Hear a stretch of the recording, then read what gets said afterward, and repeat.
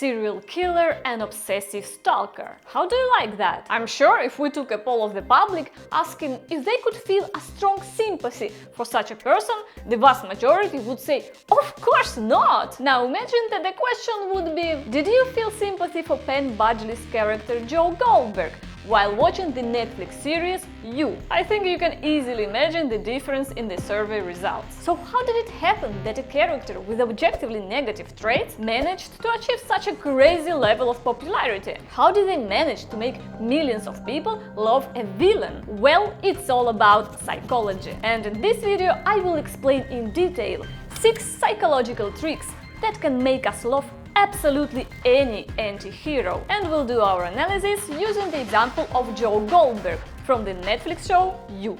So, the first trick is quite obvious, but that doesn't diminish the power of its impact. It involves choosing attractive actors to play the roles of bad guys. We all know the saying, don't judge a book by its cover. But in reality, we all, to some extent, even without realizing it, judge by the looks. Currently, there is a significant amount of research that confirms that attractive people automatically evoke more sympathy and trust from us. For example, in this study, an interesting experiment was conducted, in which 2 groups of volunteers were asked to play a financial trust game with virtual partners. People in the first group were shown an avatar with attractive face as their partner, while the participants in the other group were shown a partner with a not so attractive face. Now, the amount of money that people were willing to invest in their partners tripled for the group that was shown beautiful faces. Of course, attractiveness is a subjective concept, but globally we don't differ so much in understanding who can be considered beautiful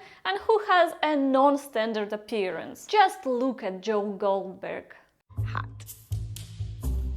It's no wonder that we automatically had a sense of trust and sympathy for his character. Now imagine if instead of Penn Badgley, the role of the creepy stalker was played by a real serial killer, Charles Ray Hatcher. The automatic loss of sympathy points is obvious. The second trick has to do with highly expressive faces that actors are making. If you watched the show carefully, you've probably noticed that Joe Goldberg often conveys his emotions to us with hyperbolized emotional facial expressions. And this trick has a very specific aim: to make you empathize with the characters as much as possible and feel their emotions. And this psychological technique is fully scientifically justified. The most famous researcher in the field of emotion psychology, Paul Ekman, has shown that facial expressions for basic human emotions are universal for any culture and automatically trigger empathy in us due to the work of mirror neurons. In fact, clear indication of someone's emotional state through facial expressions is a direct window into the character's mind and feelings for us viewers. Close-ups of strong emotions allow the director to create a sense that we understand Joe, just like a close friend. And we love close friends, despite of their flaws or lifestyles. The next psychological trick that helps us develop empathy towards any, even the most villain character, involves the use of a classic editing trick called the Kuleshov effect. Let's take a look at an example of it from the show. Love. I want a divorce.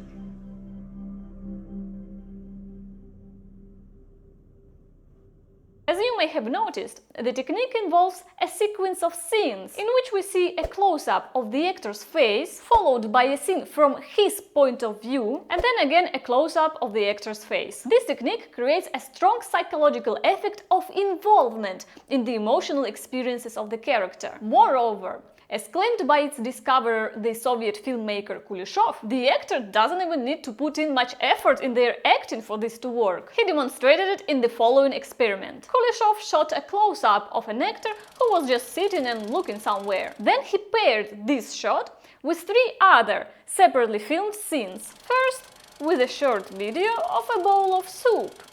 Then with a scene of a child in a coffin.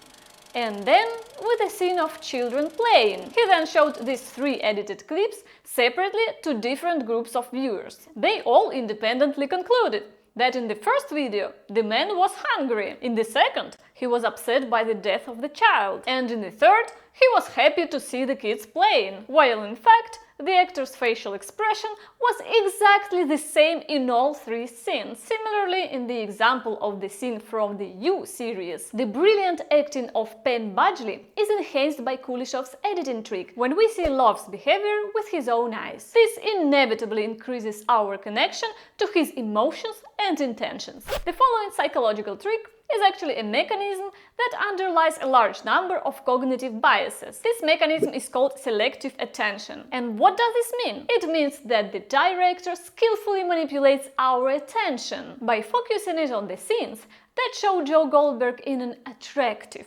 noble light. We see what a good, caring father he is, how deep and passionate his love can be, and so on. And when our attention is focused on the person's positive aspects, our judgment of them will naturally also be skewed towards the positive side. By the way, the same effect is typical for people who suffer very badly and for a long time after a relationship breakup. They tend to remember the pleasant and good moments in past relationships and avoid thinking about the negative or bad qualities of the former partner, which only prolongs period of suffering and longing. Before we move on to the fifth powerful psychological trick that can generate sympathy for anyone, I invite you to think back to your high school years. Since I have changed schools 7 times in my life, I can assume that you probably had 1 or 2 students in your class who were straight A students. They always did everything perfectly. They were loved and held up as examples by the teachers. Their parents dressed them up to the nines,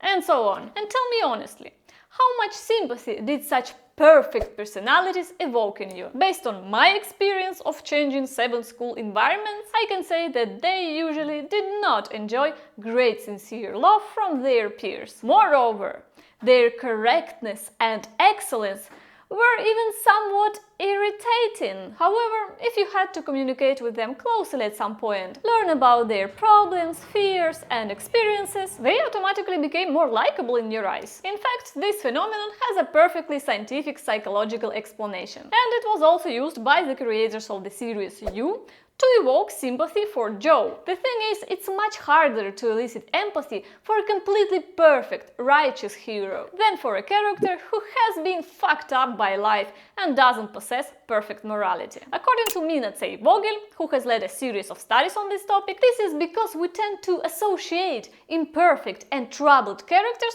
with ourselves. Let's be honest. Few of us have a perfect life and do only correct and good things. Therefore, we feel more sympathy for the flawed characters and closeness toward them. Moreover, her experiments have shown that the more we are aware of our own morally questionable past actions, the more sympathetic we will be to anti-heroes like Dexter or Joe. Notice, I said the more we are aware of ourselves, not the more immoral things we have actually done. There is a significant difference. That's why in the show You, they show us in detail the suffering and injustices that Joe had to go through. This way his character becomes relatable to the majority of the viewers, and his criminal actions acquire a justifying context in our eyes.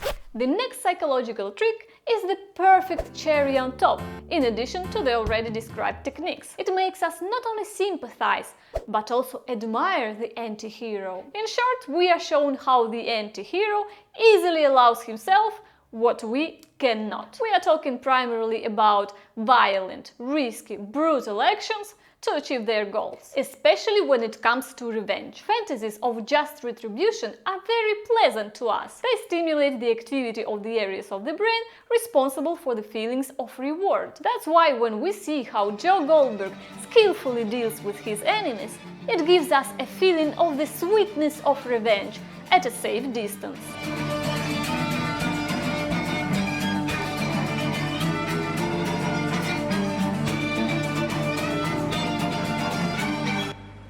The combination of the listed psychological techniques, preferably coupled with a talented actor and a top-notch director, can make us love any anti-hero and forgive them all their sins.